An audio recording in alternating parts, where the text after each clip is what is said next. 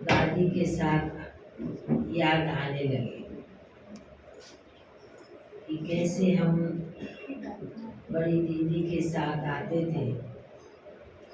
विशेष दादी का स्थान मन में भी था कि जरूर जाना है, क्योंकि मधुबन से आते हैं तो इधर जाना है तो कटक भुवनेश्वर तो क्रॉस करना ही है, तो भुवनेश्वर में जरूर जाना है।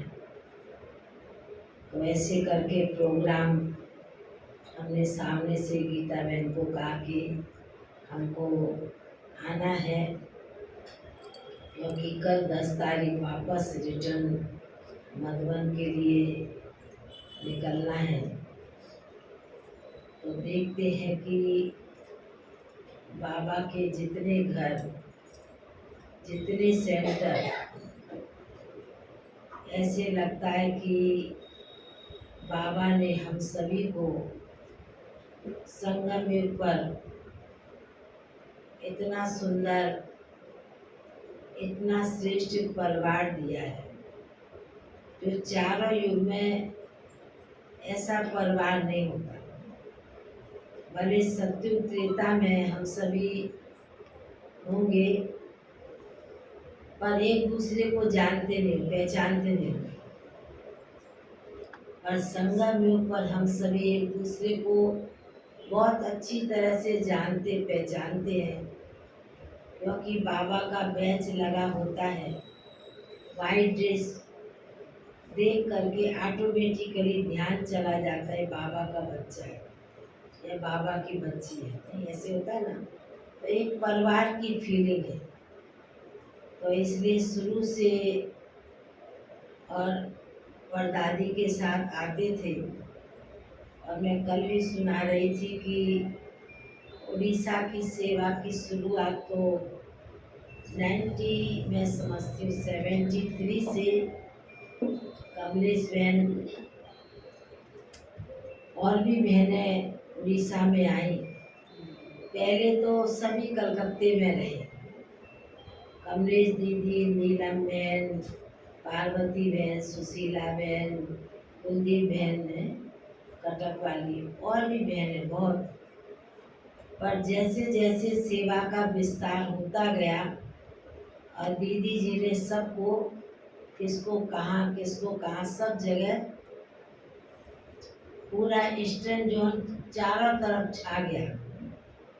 क्योंकि वैसे देखा जाए ईस्टर्न जोन में सबसे पहले सेवा शुरू ही पटना में है। बाबा मम्मा ने शुरुआत की, वो सेवा चलती रही।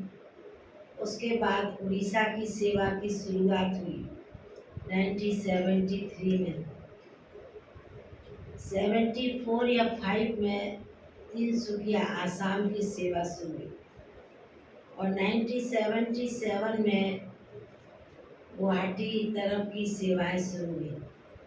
तो ऐसे करके नेपाल भी था, बंगाल भी 1958 से शुरू हुआ। तो सेवाएं शुरू हुई कलकत्ते में भी 1958 से। और हम उस समय लौकिक आयु, शरीर की आयु 6-7 साल की थी। तो उस समय मंदिर में माता जी के साथ गए थे, प्रवचन हो रहा था। अपनी उस समय उर्मिला बहन थी गुजरात की, अभी भी है, वो भी 80+ है अभी। और भारती दीदी थी राजकोट की, और रतनमयी दादी गई थी। तो बच्चे थे तो इतना कुछ समझ में तो आता नहीं था, पर बचपन से हमें ज्ञान से जाती योग बहुत अच्छा लगता था। योग में बाबा से बातें करना, बाबा से दिल का हालचाल बाबा को सुनाना, यह बहुत अंदर में एक जैसे कहें बाबा के प्रति प्रेम प्यार बहुत अंदर में बना रहता था। तो ज्ञान तो 1958 में और साकार बाबा 1969 में अभिक्त हुए, और मम्मा मातेश्वरी 1964 में कलकत्ते में आई थी, तब मैं 10-12 साल की हूँ। तो ऐसे करके शुरू से कलकत्ते में साकार बाबा ने सभी दादियों को भेजा। एक बार 1964 या 65 में प्रदर्शनी हुई थी, तो उसमें बाबा ने अपने जगदीश भाई शर्मा जी, रमेश भाई, निर्भय भाई, सभी दादियों को भेजा।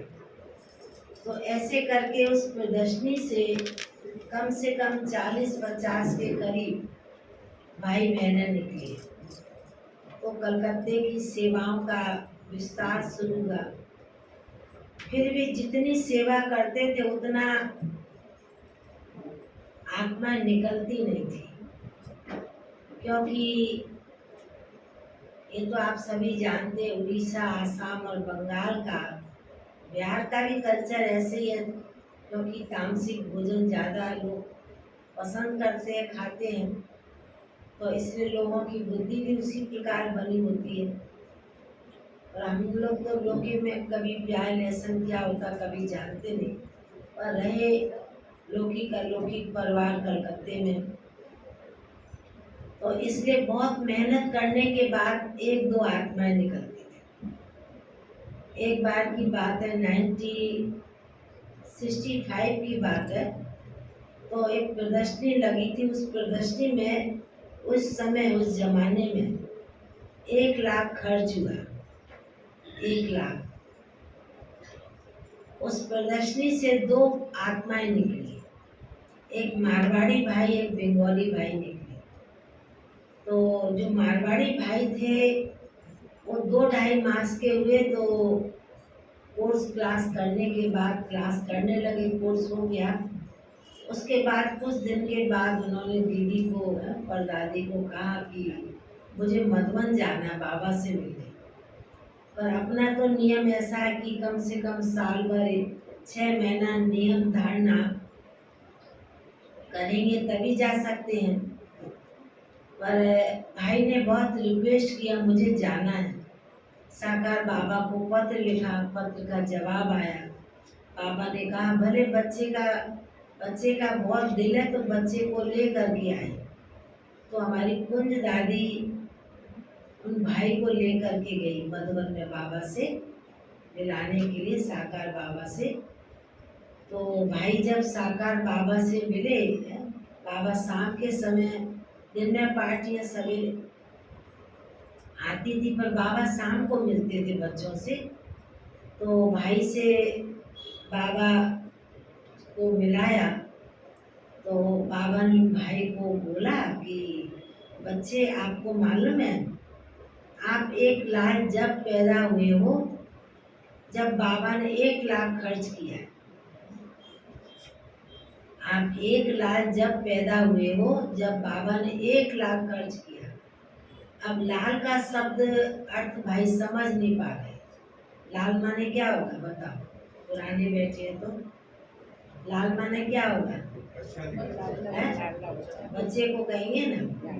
तो भाई लाल का अर्थ समझे नहीं, तो 2 बार 3 बार बोलने के बाद भाई ने कहा बाबा को, बाबा मुझे क्या करना है?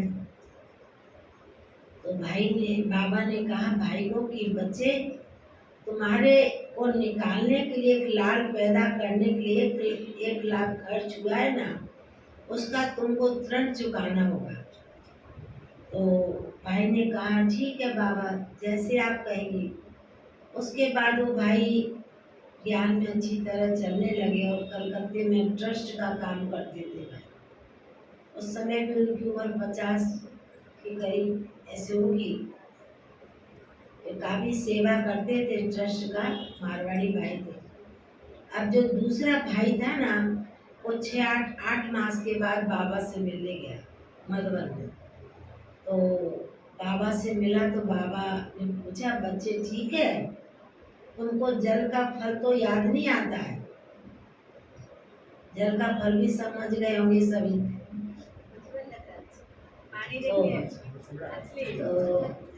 फिर भाई ने कहा बाबा थोड़ा थोड़ा याद आता। तो बोला सफेद आलू तो नहीं याद आता है? तो बोला, क्योंकि बाबा तो कलकत्ते में बंगाल में रहा ना, तो बाबा तो कल्चर जानते ही था। अब हम इतने 50 साल कलकत्ते में रहे तो बंगाल का कल्चर तो जानते ही हैं, भले हमने कभी स्वीकार नहीं किया, जानते नहीं। तो भाई ने कहा कि बाबा थोड़ा थोड़ा कभी कभी याद खींच होती है। तो बाबा ने कहा कि अभी आप बाबा से मिल के जा रहे हो, तो अभी आप बाबा को क्या दे करके जाएंगे, क्या दान में दे के जाएंगे। तो भाई ने कहा कि बाबा अभी जाने के बाद में मैं वो भोजन स्वीकार नहीं करूँगा, हाथ नहीं लगाऊंगा। बाबा ने कहा अभी ठीक है। तो साकार बाबा कहा करते थे कि बंगाल की धरनी है ना, कल लाठी जमीन है, माना मेहनत वाली कड़क जमीन, ऐसे साकार बाबा कहते थे। हम लोगों ने साकार बाबा की पालना बहुत पत्रों के द्वारा बहुत ली है, याद सौगात के द्वारा बाबा की बहुत पालना मिली है। क्योंकि लौकिक में कमलेश बहन भी हमारी लौकिक में मासी लगती, तो ये लोग ज्ञान में घर छोड़ कर के निकल आई। एक हमारी लौकिक चाची थी सतवती बहन, वो घर छोड़ के आई है 50-60 साल पहले की बात। और एक रजनी बहन थी अभी शिव सागर में, वो भी घर से निकल गई, वो भी माँ बाप को एक लड़की थी, वो भी निकल गई। तो हमारे परिवार में बहुत हंगामा हो गया, और मैं थोड़ा छोटी थी, तो अभी सभी की बात सुन करके थोड़ा तो फर्क पड़ता, अटैक आता है ना, उसके कारण बंधन चले। पर लौकिक माता जी बहुत निश्चय बुद्धि थी, उनको बाबा से, बाबा के यज्ञ से, बाबा की मुरली से प्यार रहा शुरू से। और साकार बाबा से भी कम से कम 3 बार मिली, क्योंकि उनका लौकिक माँ का घर आगरा यूपी में था। तो जब वो अपने लौकिक माता जी के पास जाती थी आगरा में, तो 1-1.5 मास की छुट्टी तो मिलती थी पियर में जाने की। तो वो फिर 1 सप्ताह उस समय मधुबन, आगरा से मधुबन चली जाती थी। पर कहीं ना कहीं से तो मालूम पड़ता था, क्योंकि उनके भी माता पिता ज्ञान में कोई चलता नहीं था, कोई मानता, बहुत एंटी थे। तो हम माता जी को कहते थे, माता जी उस समय पोस्ट कार्ड लिखती थी घर के एड्रेस पर, क्योंकि दुकान के एड्रेस पर पिताजी को लिखना, घर के एड्रेस पर हमको, क्योंकि हमको मिलेगा। तो कहती थी मैं तो बाबा से मिलने जा रही हूँ और 1 सप्ताह रहूँगी, वापस आ जाऊँगी। पर हम उस समय तो समझते नहीं, क्योंकि आयु छोटी थी, इतना जानते नहीं थे, मुरली तो कुछ समझ में आती नहीं। और माता जी का लगन और प्यार देख करके लगता था कभी कभी कि वास्तव में है तो कुछ है, कभी इतना खिंचाव होता है। और बाबा की मुरली को लौकिक माता जी बंधन होते हुए बाबा की मुरली को 5 बार पढ़ती थी, 5 बार। मुरली को कहाँ रखती थी मालूम है? यदि अलमारी में कपड़ों के बीच कहीं रख दी, पहले के समय में ऐसा नहीं था, ये भाइयों की अलमारी है, बच्चों की, पहले तो एक साथ बड़ी अलमारी लकड़ी की होती थी पहले समय जमाने में। तो कपड़ों के बीच में लौकिक बाप ने यदि मुरली देख ली तो वो सीधा चूल्हे में जला देते थे, फाड़ देते थे, इतना एनर्जी थी। पर लोग, माता जी बड़ी चतुर सुजान थी, वो बाबा की मुरली को कोयले की पेटी में प्लास्टिक के थैली में लपेट के उसमें रखती, क्योंकि उसमें तो बाप का हाथ जाएगा नहीं, क्योंकि वहाँ तो उनका काम है नहीं कुछ भी। तो ऐसे करके बाबा की मुरली को सवेरे अमृत बेला 2:30 बजे उठ जाना, 2:30 से 4 बजे तक योग करना, और हमको भी उंगली से इशारे से उठा देती थी। तो हम भी उठ के योग करते थे। फिर माता जी तो 4 बजे नल में पानी आता, स्नान करके चली जाती, हम फिर 4-4:15 सो जाते थे, क्योंकि सवेरे स्कूल में जाना है। तो ऐसे करके माता जी तैयार होके फिर 5 से 5:30 बजे फिर मुरली पड़ती थी तैयार होके। उसके बाद में माता जी सेंटर पर जाती थी, सेंटर जाकर के बोली सुन के आती थी 7:30 पौने 8 के तक। और क्योंकि लौकिक बाप पौने 8 बजे सो के उठते थे, तो ऐसे करके वो 2 बार मुरली हुई। फिर तीसरी बार दिन में काम हो जाता था। पहले के समय में ना कुकर था ना मिक्सी थी, सिर्फ पत्थर पर ही चटनी पीसना, मसाला पीसना, ऐसे था ना माताओं का। और उस समय भी माता जी घर का काम करने के बाद फिर 3 बजे फिर सेंटर जाते थे और हम स्कूल से फिर सेंटर जाते थे। तो उस समय भी माता जी कभी किसको कोर्स कराना, मुरली सुनाना, ऐसे माता जी करती थी। फिर माता जी के साथ शाम को सेंटर से आके फिर माता जी योग करती थी घुमासान बस। फिर रात को भी बाबा की मुरली पढ़ करके सोना, क्योंकि रसोई में काम करने के बाद किचन में वही मुरली पढ़ती थी और सामने अपने कटोरी गिलास चम्मच रख लेती थी और बीच बीच में बजाती रहती। तो बाप कहते थे देखो तुम्हारी माँ का काम हुआ नहीं, 10 बज गया, 10:15 बज गया, और माता जी तो हमको मालूम में मुरली पढ़ रही होगी और बीच बीच में कटोरी गिलास चम्मच बजा देती। तो बाप समझ रहा बर्तन मांज गई अभी। आप सोचो कितना है। ऐसे करके 17-18 साल बिताए। बंधन पेपर तो बहुत आए, पर हमने उस समय भी देखते थे माता जी का निश्चय, जो बाबा से, बाबा की मुरली से प्यार था। तो साकार बाबा ने उनका नाम, लौकिक नाम गुलाब था, और साकार बाबा ने नाम उनका रखा ज्ञान था।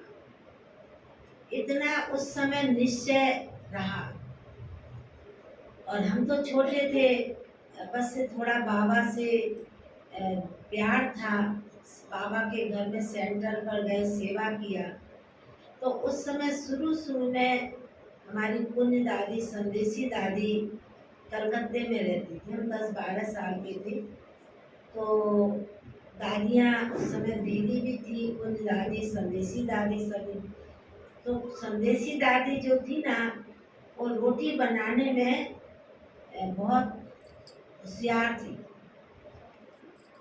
तो हम लोग जब घर से आते थे ना, तो दादी आटा लगाती, फिर हमको सिखाती ऐसे आटा लगाया जाता है, भिगो के रखा जाए, ऐसे रोटी पकाई जाती है।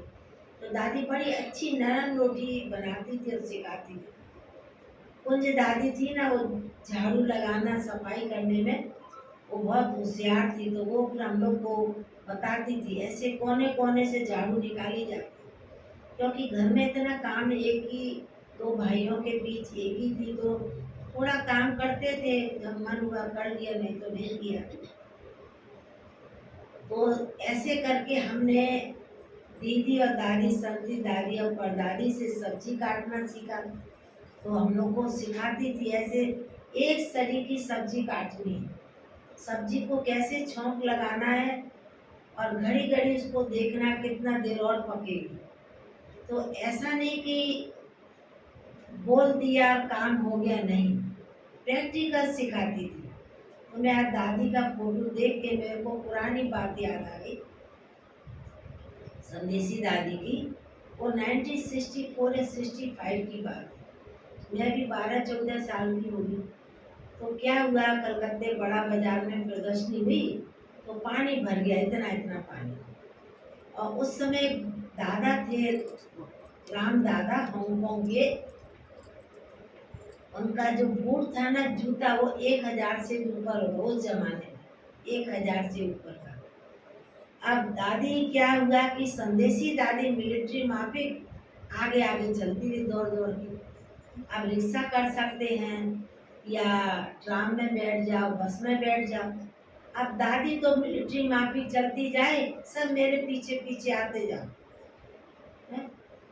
उस समय भी दादी कम से कम 45-46 साल की जरूर होगी।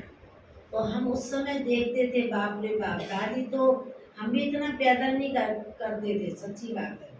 बचपन से लौकिक बाप जब स्कूल ले जाते थे, बस ट्राम में ले जाते, और आने समय रिक्शे में आती थी, पैदल बहुत कम करती थी। उस दिन दादी ऐसे मिलिट्री माफिक चलती जाए और बोलती जाए कि सब मेरे पीछे पीछे आओ। अब वो दादा कहे संदेशी मेरी बूट खराब हो जाएगा, मेरा 1000 रुपये का बूट खराब हो, तो विदेश के थे ना हांगकांग के। पर दादी तो सुनने वाली है नहीं, वो तो एकदम चलती जाए आखिर चलते चलते सेंटर में पहुंच गई। तो मैं उस समय देखती थी कि दादियों को एक तो एकानामी का संस्कार और दूसरा अलर्ट रहने का, आलस से अलवेलापन दादियों में नहीं देखा। कभी भी कोई भाई बहन कभी और टाइम आ जाए, माना दिन की कभी कोई किसको 2 बजे टाइम में आ गया, कोई शाम को 5 बजे 4:30 बजे आ गया, या दिन में 11 बजे आ गया, तो मेरे को कभी ऐसा अनुभव नहीं कि दादियों ने कभी किसी भाई बहनों को कहा होगा अभी नहीं मिली। कहती अच्छा बिठाओ, आया है तो तैयार होके अच्छी तरह से आखिर दादियाँ मिलती थी। तो मैंने तो अपने जीवन में कहे बचपन से दादियों के साथ रह करके बहुत कुछ सीखने को मिला, और ये अनुभव करती हूँ कि वास्तव में आज के समय में, आज के ज़माने में माँ बाप भी अपने बच्चों को कुछ कह नहीं सकते, सुना नहीं सकते, बोल नहीं सकते, है ना? ऐसी बात मानता है। तो आप लोग का कोई पोता भी होगा ना, उसको भी यदि आप थोड़ा जोर से बोलो ना, तो वो आपको रिटर्न में कुछ ना कुछ जवाब दे देगा। मैं सुनती हूँ ना, क्योंकि हमारा भी लौकिक में भतीजे के बेटे है ना, 2-2.5 साल का था, अभी 10 साल का है। तो उस दिन भी ऐसे ही दिवाली का था, तो भाभी ने फोन लगाया, बोला हैप्पी दिवाली करो बुआ अम्मा को। तो कहता है क्या हैप्पी दिवाली करूं, इतना तो दूर बैठे हैं, 3 घंटा तो फ्लाइट में लगता है जाने में। तो बोला हो गई वो हैप्पी दिवाली, और सीधे जवाब दे दिया, समझा? तो हम लोग तो ऐसे चले, जो दादियों ने जो कहा उसको प्रैक्टिकल मान के चले। कभी भी मेरे को याद नहीं है कि एक बार दीदी को जवाब थोड़ा दिया था, बोला था, बाकी कभी जीवन में जवाब कभी बूढ़े बड़ों को दिया नहीं। हम लोग को याद है कि जब हम घर से आते जाते थे, सेवा करते थे, तो एक बार ऐसी लौकिक माता जी ने कहा कि देखो तो 4 रोटी पकाने, तो मैंने बोला मेरे से नहीं पकती है 4 रोटी, और काम कर दूंगी। तो बोला देखो तुमको ऐसे घर में दूंगी ना, जहाँ तुमको 5 किलो आटे की रोटी पकानी पड़ेगी। अब मैं सचमुच में आपको कहूँ, जब हम 75 या 74 से जब कलकत्ते में सेंटर पर रहना शुरू किया, दुर्गा पूजा का टाइम था, उस समय 4 प्रदर्शनी लगी थी, और कलकत्ते में अभी भी सारी रात प्रदर्शनी चलती, दुर्गा पूजा में लोग घूमते हैं। तो प्रदर्शनी में भाई बहन सेवा करते, तो सारी रात आते रहते, खाना खाने के लिए आता जाता, तो रोटियां बनती जाती थी। तो पहली बार जब रोटी बनाने दीदी ने बोला, मैं थी और नीलम बहन शिलोंग वाली, हम दोनों सूट पहनते थे। दीदी ने बोला एक बेलना एक सेकना, अब बड़ों को तो ना बोलना नहीं, सेवा है तो करनी पड़ेगी। तो जब मैंने पहली बार वो 5 किलो आटा इतना देख के ना, एक बार तो मैं थोड़ा घबरा गई, इतना तो आटा कभी देखा नहीं, घर में इतना आटा लगता था 4-5 व्यक्ति में, और सेंटर में इतना आटा। तो मन में आया कि देखो लौकिक माता जी ने कहा ना, ऐसे घर में देगी ना जाए तो वो 5 किलो आटे की रोटी पकानी। तो दिन याद करके फिर मन में कोई ऐसा नहीं संकल्प हलचल हुई कि हमको दीदी ऐसा क्यों सेवा दिया है। बाबा की सेवा समझ के हम करते रहे, कभी कोई चीज में ना नहीं किया। तो ये हम देखते हैं कि बड़ों ने जो सिखाया है, और ये भी बहुत अच्छी बात है कि ये मैं अनुभव करती हूँ कि बाबा ने जो 14 साल हमारी दादियों को सिखाया हर प्रकार से। आपको हिस्ट्री तो नहीं सुनाऊंगी, क्योंकि हिस्ट्री में तो बहुत बात है, पूरा इतिहास, और अभी भी आता रहता है। यूट्यूब में भी भाग्य विधाता में दादियों की कोई ना कोई दादियों की बातें आती रहती है। अभी भी नवंबर मास तो दादी का विशेष है, संदेशी दादी के दिन है। हम 3 तारीख मधुबन से निकले थे, या उस समय 3 तारीख को मधुबन के 3 तारीख को 2 तारीख को ये लोग 2 तारीख को मधुबन के 50-60 भाई बहन वो आरसी के भी आए। तो हमको उस समय लीना मैंने बोला, मैंने कहा मैं वो प्रोग्राम के लिए नहीं आई, मैं मेरे को जाना भद्रक और गैर नोची का प्रोग्राम है उस वक्त, बाकी बीच में कोई सेंटर है तो मैं जाऊंगी, मिलूंगी सबसे। तो ऐसे करके मतलब बाबा के घर में सेवा करते रहे, और ये अनुभव होता था कि बाबा हम बच्चों को इतना ऊंचा भाग्य देता है। अब मैं थोड़ी साकार बाबा की बात सुना। तो जो बाबा को हम लोग याद पत्र लिखते थे ना, तो क्योंकि उस समय तो बहुत थोड़े बच्चे थे, आज से 60-65 साल पहले तो बाबा के बहुत बच्चे थोड़े थे, तो साकार बाबा की बहुत पालना मिलती थी। तो बाबा कुछ ना कुछ, एक तो पत्र का जवाब, बाबा को पत्र समाचार दिया, उसके रिटर्न में बाबा का पत्र का जवाब आ जाता 15-20 दिन के अंदर, क्योंकि 8 दिन कलकत्ते से पोस्ट जाने में लगती, 8 दिन आने में, और 2-4 दिन तो जवाब देने में बाबा को लगते हो। 15-20 दिन में बाबा का पत्र का जवाब आ जाता था। फिर कभी कभी जब हमारी दादियाँ कोई कभी बाबा से मिलने के लिए मधुबन जाया करती थी, कोई दादी संदेशी दादी 2-4 भी ग्रुप होते, उस समय वही पार्टी थी, तो जाते थे। तो दीदी थी, परदादी जो थी ना, वो हर शिव जयंती पर, बाबा की जयंती तो कुछ ना कुछ ऐसी सौगात भेजती थी बाबा के लिए। और दीदी को, हमारी बड़ी दीदी को बहुत हर काम करने का शौक था, सिलाई कढ़ाई बुनाई, अपने हाथ से मशीन चलाना, स्वेटर भी बनाए।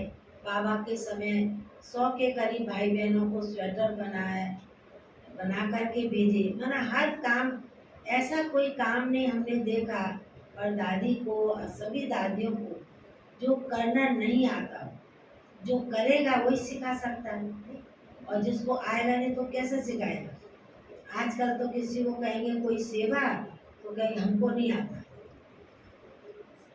या कह देंगी बहनें भी हमारी, अरे मेरी ड्यूटी नहीं है। और हम लोग के समय में हम लोग ऐसा कभी दादियों को कभी कहा नहीं, जैसे दादियों ने कभी बाबा को नहीं कहा। पर दादी अपना अनुभव सुनाती थी कि एक बार ऐसी बाबा के सामने बैठी, बोला मेरी फैंसी उसके सामान की ड्यूटी है। तो भाई ने बोला कि बाबा मेरी चप्पल टूट गई है। तो दीदी ने उसको कहा भाई को कि बाहर जाओ, मोची बैठा होगा, बनवा लो। तो इतना कहना क्या है बाबा का। फिर बाबा कहते हैं दीदी को, परदादी को, तुमने क्या कहा भाई को, मोची के पास चले जाओ, तो तुमको चप्पल बनाना नहीं आता है, मोची जितना भी अक्कल नहीं है। अब आप सोचो, कहते थे मोची जितना अक्कल चल नहीं है, और चलिए विश्व की महारानी महाराजा बनने के लिए। अब आप सोचो कहाँ छोटा सा काम और कहाँ विश्व की बादशाही लेनी है। तो बाबा ने देखो दादियों को सब कुछ सिखाया। पर दादी तो अपने अनुभव में कहती थी गाड़ी चलाना, बर्तन साफ करना, सिलाई कढ़ाई बुनाई, हमने प्रैक्टिकल अपने हाथों से उनके साथ हम लोग को भी सिखाया। तो इसलिए हम लोग भले कह देते हैं, कई बार मुरली में भी बाबा की आता है कि बच्चे बाप समान बनना है, पर मैं कभी कभी अपने जीवन से अनुभव में मेरे को ऐसे लगता है कि यदि हम संगम युग पर